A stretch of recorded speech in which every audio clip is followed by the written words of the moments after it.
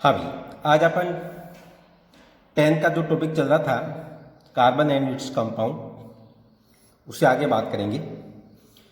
इससे पहले अपने कार्बन इट्स कंपाउंड के अंदर सबसे पहले ऑर्गेनिक कंपाउंड की कॉमन नेम किस तरीके से लिखते हैं उसकी बात की थी।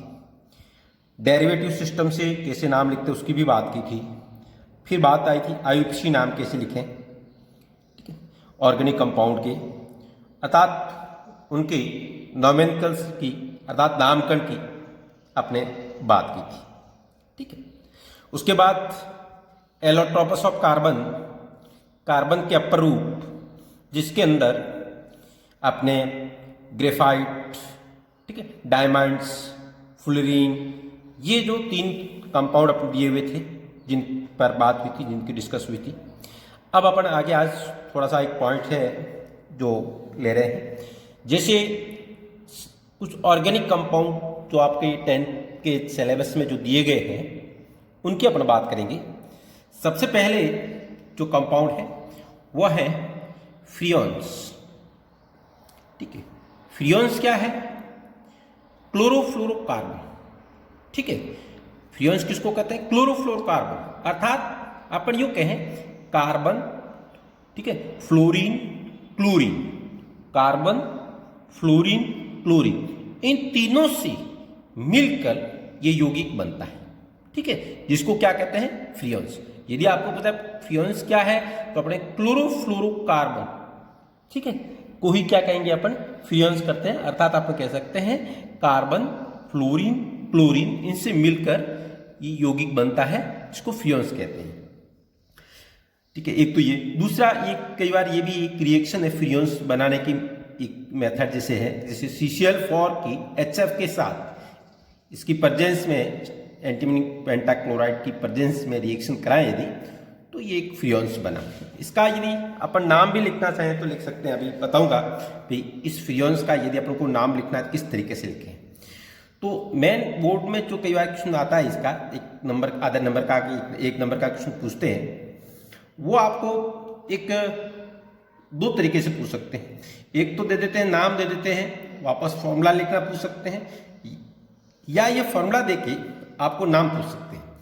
जैसे ये लिखा है, आपको कभी इसका नामकरण कीजिए, इस फ्रियोन्स का नामकरण कीजिए, तो कैसे करें? जैसे CFCl3, इसका आपको नामकरण करना, तो जरा ये ध्यान दीजिए, ये लिखा फ्रियोन्स XYZ, जी यहां से बात ध्यान रखना है, फ्रियोन्स XYZ। X क्या है? C-1, अर्थात टोटल कार्बन है उसमें से -1 कर दो, ठीक है, X। Y क्या है? H+1, अर्थात हाइड्रोजन जो है उनमें +1 करना है। वैसे हाइड्रोजन इसमें है नहीं, ये एक लिखने का फॉर्मूला, एक लिखने का तरीका है, तो नहीं है तो 0+1 हो जाएगा। Z नंबर ऑफ फ्लोरीन, अर्थात इसमें नंबर ऑफ फ्लोरीन कितने, इसमें क्लोरीन भी है, लेकिन क्लोरीन रिमेनिंग वैलेंसी को सेटिस्फाई करने के लिए अपने यूज करेंगे। कैसे देखना? जैसे CFCl3 ये लिखना है, तो अपन इसका नाम लिखेंगे यहां पर सबसे पहले, जैसे कि अपने नाम लिया, ये आ गया फ्रियोन, ठीक है। अब यहां पे आगे डैश लिखते हैं, क्या लिखना फिर? XYZ। X क्या है? C-1, कार्बन कितने हैं? 1, तो 1 - 1 हो गया 0, तो कुछ नहीं लिखेंगे। फिर क्या लिखना? Y की वैल्यू लिखनी। Y क्या है? H+1, H+1, H है क्या? नहीं है, ठीक है, तो 0+1 मीन्स 1, तो ये आ गया 1। फिर क्या लिखना है अपन को? Z क्या है? Number of fluorine, number of fluorine कितने? 1, ठीक है, फ्लोरीन कितना? 1, तो ये हो गया 1, अर्थात इसका नाम हो गया फ्रियोन्स 1,1। अब आपको सब क्लोरीन, क्लोरीन को नहीं लिखना है, ठीक है, क्लोरीन को नहीं लिखना है। बाकी जैसे अपन जानते हैं कि एक यहाँ पे कार्बन है और इसके अकॉर्डिंग एक क्लोरीन है, तो कार्बन की 4 वैलेंसी है, तो रिमेनिंग वैलेंसी जो है वो क्लोरीन से सेटिस्फाई होती है। तो नाम लिखते समय केवल अपन को इसी तरीके से लिखना पड़ेगा, फ्रियोन्स XYZ, इनकी वैल्यू रखनी है। जैसे दूसरा एक एग्जाम्पल लिया, CF2Cl2, C जैसे आप अपना नाम लिखें यहाँ पे, जैसे ये आ गया यहाँ पे, ये आ गया फ्रियोन, ठीक है। सी क्या है, नंबर ऑफ कार्बन -1, ठीक है, कार्बन एक है, एक तो 0 हो गया। वाई क्या है, नंबर ऑफ हाइड्रोजन +1, तो हाइड्रोजन यहाँ पे, ठीक है ना, 0 हो गया, तो 0 + 1 1 हो गया, तो ये आ गया 1। नंबर ऑफ जेड क्या है, फ्लोरीन कितने हैं 2, तो ये आ गया 2, अर्थात फ्रियोन 1 2, ठीक है, नाम क्या हो गया, फ्रियोन 1 2। अब जैसे इसका देखें CF2Cl4, ठीक है, यहां पर ये लिया गया है, तो इसमें यहां ये C2 है, C2F2Cl4, ठीक है, C2F2 एंड Cl4। तो यहां पर इसका यदि नाम लिखना अपन को, तो किस तरीके से लिखेंगे, यहाँ पे ये आ गया फ्रियोन, आगे डैश कर दें, पहले लिखेंगे x means number of carbon -1, कितने कार्बन है 2, -1 1, अर्थात 1 रह गया, तो ये लिख दिया 1। y क्या है, नंबर ऑफ हाइड्रोजन +1, हाइड्रोजन तो है नहीं, +1 है, तो 0 + 1 मीन्स 1। नंबर ऑफ फ्लोरीन कितने 2, ये आ गया 2, तो फ्रियोन्स 1 1 2, ये इसका नाम है, ठीक है, फ्रियोन्स 1 1 2। अब जैसे इसका नाम लिखना है आपको, तो ये आ गया यहाँ पर फ्रियोन, ठीक है। हाँ भी नंबर ऑफ कार्बन कितने 2, तो 2 - 1, क्योंकि पहले वैल्यू किसकी लिखनी है, x की, फिर y, इसी सीक्वेंस लिखना x y z, ठीक है। x क्या है, कितने कार्बन है 2, -1, 2 - 1 1, ये आ गया 1। नंबर ऑफ हाइड्रोजन नहीं है, तो 0 + 1 मीन्स 1। नंबर ऑफ फ्लोरीन 3, तो ये आ गया 3, तो फ्रियोन्स 1 1 3 हो गया, ठीक है। जैसे आपको इसका नाम लिखना है, तो इसका मैं यदि नाम लिखूं तो क्या लिखूंगा, यहां पे ये आ गया फ्रियोन्स, नंबर ऑफ कार्बन 1 1 -1 0, ठीक है, क्योंकि x की वैल्यू 0 हो गई, तो 0 लिखने की जरूरत शुरुआत में नहीं है इसको, ठीक है। नंबर ऑफ हाइड्रोजन 0 + 1, तो ये आ गया 1, ठीक है। फिर आ गया नंबर ऑफ फ्लोरीन 1, तो नाम हो गया फ्रियोन्स 1 1। समझ गए बात को, नाम क्या हो गया, फ्रियोन्स 1, ये सेम है।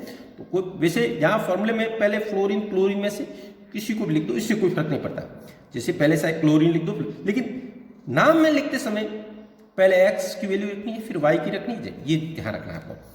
जैसे ये जरा ध्यान दीजिए, एक मैंने लिखा कि फ्रियोन्स 1 3 का फॉर्मूला क्या होगा, फ्रियोन्स 1 3 का, ठीक है, अर्थात कार्बन कितने हैं, फ्लोरीन कितने हैं, और इसमें क्लोरीन कितने हैं, ठीक है। हाँ भाई, तो फ्रियोन्स 1 3 का आपको यहां पे फॉर्मूला लिखना है, तो क्या लिख सकते हो, तो जरा देखिए, नंबर ऑफ कार्बन जैसे ये 1 ले ली, ठीक है। अब यहां पे नंबर ऑफ कार्बन ही 1 हो गया, इसमें फ्लोरीन कितने हो गए, ठीक है। ये जो लिया गया है, पहले किया गया है नंबर ऑफ कार्बन, जैसे लिया गया है यहां पर C में अपने यदि 1 है तो अपने क्या लिखेंगे, कार्बन 1 है तो 1 - 1 0, ठीक है, तो उसकी संख्या आगे कुछ नहीं होगी, ये आगे क्या हो गया, यहाँ पे 0 मिस, ठीक है, शुरुआत में क्या 2 डिजिट है, इसका अर्थ है पहली डिजिट क्या होगी, यहाँ पे 0 होगी, डिजिट कितनी दे रखी है 2, इसका अर्थ है ये वैल्यू किसको बता रहा है, लास्ट वाला ये जेड की, ये वैल्यू किसकी है, ये सेकंड है वाई की, और x की वैल्यू कितनी है, x की वैल्यू यहाँ क्या है, शुरुआत में 0, x की 0 है, इसका अर्थ है नंबर ऑफ कार्बन कितने 1, समझ रहे हो बात को, तो ये आ गया 1। x के बाद यहां पे, ठीक है, x जैसे फ्रियोन्स हो गया, x की वैल्यू 0, अब लिखनी y क्या है 1, y क्या बताता है, हाइड्रोजन +1, हाइड्रोजन है नहीं, छोड़ो। फिर आपको क्या बताना है, फ्लोरीन कितने 3, तो यहां पे ये आ गया फ्लोरीन 3। तो अब जरा ध्यान देना, कार्बन की टोटल वैलेंसी कितनी है 4, फ्लोरीन कितने जुड़े 3, तो इसका अर्थ है रिमेनिंग क्या है, क्लोरीन कितना 1, तो ये आ गया, इसका यदि आपको फॉर्मूला लिखना है तो ये आ गया CF3Cl, ठीक है। अर्थात अपन ये कह रहे हैं ये पहली जो डिजिट है ना यहाँ पे फ्रियोन्स, ये x है, ये 0 2 डिजिट है, तो इसका अर्थ तीसरी डिजिट पहले क्या है 0, ये x ये y। तो आप नाम से वापस फॉर्मूला लिख सकते हैं, ठीक है, वापस नाम से भी आपको फॉर्मूला लिखना का लिख सकते हैं। हाँ भाई, उपयोग की बात करें तो आप जानते हो कि ये एक इनर्ट सॉल्वेंट के रूप में, जैसे लिखा ना अक्रिय विलायक, इनर्ट सॉल्वेंट के रूप में इसको यूज कर सकते हैं। बाकी आप सभी जानते हो रेफ्रिजरेटर या एयर कंडीशनर के अंदर कूलेंट के रूप में, प्रशीतक के रूप में, कूलेंट के रूप में फ्रियोन्स गैस यूज करते हैं। जैसे जो आपने रेफ्रिजरेटर है, एयर कंडीशनर है, इसके पीछे जो गैस भरी जाती है ना, वो फ्रियोन्स गैस भरते हैं, वो कूलेंट का काम करती है, फ्रिज प्रशीतक का काम करती है, तो इसके अंदर ये यूज की जाता है। हाँ भी, अगला जैसे एक है सीएनजी, तो इसके अंदर सीएनजी के अंदर आपको कई बार पूछ लेते हैं, इसका फुल फॉर्म पूछ लेते हैं सीएनजी क्या है, तो इसको कहते हैं कंप्रेस्ड नेचुरल गैस, ठीक है। सीएनजी क्या है, सी का अर्थ है कंप्रेस्ड एंड नेचुरल गैस। दूसरा इसमें बात पूछ लेते हैं, इसमें सीएनजी में मुख्य घटक क्या होते हैं, कौन सी मेन कंपोनेंट होते हैं, तो ध्यान देना मिथेन एंड अदर जो हाइड्रोकार्बन्स हैं, ठीक है, ब्यूटेन, प्रोपेन, दूसरे जो भी अदर हाइड्रोकार्बन्स है, उन सब का ये भी इसके अंदर मिक्स के रूप में मेन मिथेन है, मेन मिथेन है, लेकिन कुछ मात्रा के अंदर अन्य जो हाइड्रोकार्बन्स होंगे वो भी होंगे। तो मेन मुख्य रूप से मिथेन और अन्य हाइड्रोकार्बन का एक मिक्सर के रूप में ये रहता है, जिसको कहते हैं सीएनजी। दूसरी सबसे बड़ी बात है, एक सीएनजी है और एक एलपीजी है, दोनों में अंतर क्या है, एक अपनी ये बात समझेंगे। दूसरी जैसे देखना, कई आजकल का जो गाड़ियों में यूज करते हैं कि सीएनजी, जैसे दिल्ली में दूसरी बहुत जगह कहते हैं फ्यूल्स के रूप में, ईंधन के रूप में सीएनजी करते हैं, कि उससे क्या पोल्यूशन कम होता है, प्रदूषण कम होता है, ठीक है ना। सीएनजी से पोल्यूशन कम होने का कारण क्या है कि उसमें कार्बन की जो परसेंटेज मात्रा वो कम है, और जब उसका कंबसन करवाते हैं, जब उसका दहन करवाते हैं, तो क्या होता है, उससे CO2 और CO कार्बन डाइऑक्साइड, ठीक है, और कार्बन मोनोऑक्साइड, इनकी मात्रा कम रिलीज होती है, क्योंकि ये वायु में जाएगी तो वायु को क्या कहते हैं, प्रदूषित करेगी। अर्थात इसमें कार्बन की परसेंटेज अमाउंट कम होने के कारण ये जो मात्रा है ना गैस, जब दहन, भाई आप फ्यूल ईंधन जो है उसका दहन कराओगे तो उसमें दहन कराने पर CO2 और ये गैस रिलीज होगी, इनका अमाउंट कम होता है, इसलिए इसे पोल्यूशन कम होता है सीएनजी। इसलिए आजकल कई गाड़ियों के अंदर सीएनजी गैस को यूज करते हैं ताकि पोल्यूशन कम हो, ठीक है। एलपीजी, लिक्विड पेट्रोलियम गैस, ये फुल फॉर्म पर यार पूछ लेते हैं कि एलपीजी का फुल फॉर्म क्या है, तो इसको कहते हैं लिक्विड पेट्रोलियम गैस, ठीक। दूसरे ध्यान रखना, एलपीजी और सीएनजी में अंतर क्या है, एलपीजी और सीएनजी में अंतर ये है, दोनों के अंतर है, एलपीजी और सीएनजी एक नहीं है, एलपीजी अलग है, सीएनजी अंतर है, थोड़ा सा अंतर है। क्या अंतर देखना, एक जैसे अपने पेट्रोलियम जो पदार्थ होते हैं, पेट्रोलियम पदार्थ के अंदर गहराई के अंदर, भूमि की गहराई के अंदर पेट्रोलियम पदार्थ के ऊपर एक लेयर मिलती है, अपनी गैसों की एक ऊपर लेयर होती है। उस लेयर जब पेट्रोलियम पदार्थ निकालते हैं तो उसी समय वो गैसें भी बाहर निकलती है।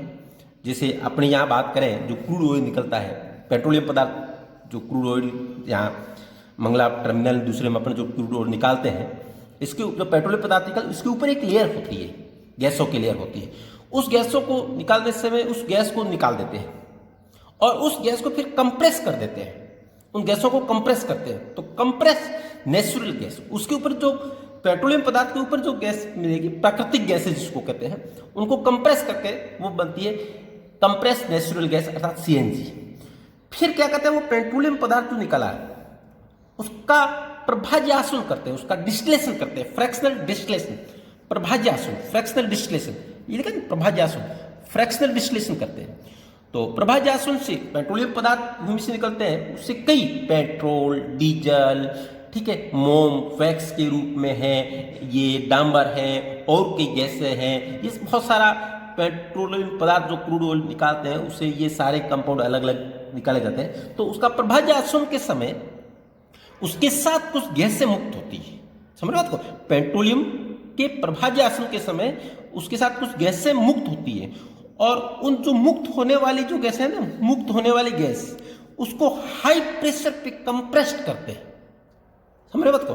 हाई प्रेशर पे उसको क्या करेंगे, कंप्रेस कर लेते हैं, संपीड़ित कर देते हैं, तो उसको क्या कहते हैं, एलपीजी। ठीक है, लिक्विड पेट्रोलियम गैस। तो ध्यान रखना, लिक्विड पेट्रोलियम गैस जो है ना, ये पेट्रोलियम पदार्थों के प्रभाज्य आसन के समय मुक्त जो होने वाली गैसें हैं उनको अपन क्या करते हैं, कंप्रेस करते हैं, उनको संपीड़ित करते हैं। और उनको कंप्रेस या संपीड़ित करते हैं तो उससे जो कहते हैं लिक्विड, जिसे कंप्रेस करेंगे गैस को तो गैस से वो किस फॉर्म में आ जाएगा, लिक्विड फॉर्म में आ जाएगा। उसको कहते हैं लिक्विड पेट्रोलियम गैस। और पेट्रोलियम के समय भूमि के अंदर गहराई में पेट्रोलियम जो पदार्थ होंगे उसके ऊपर गैसों की लेयर होती है, उसको पेट्रोलियम पदार्थ निकालते समय उन गैसें भी बाहर निकलती है, उन गैसों को कंप्रेस कर देते हैं तो वो कहलाती है कंप्रेस्ड नेचुरल गैस। ठीक है भाई। तो आज अपने ध्यान रखना, इसमें 2-3 बातें जो क्वेश्चन बनते हैं, छोटे छोटे क्वेश्चन बनते हैं, एक आधे नंबर का, फ्रियोन्स कैसे लिखते हैं ये पूछ लेते हैं, सीएनजी की फुल फॉर्म क्या है, एलपीजी की फुल फॉर्म क्या है, दोनों के अंदर मेन अंतर क्या है, उपयोगिता भी कई बार पूछ लेते हैं। तो ये 2-3 छोटे छोटे पॉइंट जो है इनको आज आपने एक छोटा सा पॉइंट जो लिया है, अब एक लास्ट पॉइंट और होगा पॉलीमर, जो अपन नेक्स्ट क्लास के अंदर लेंगे। Thank you.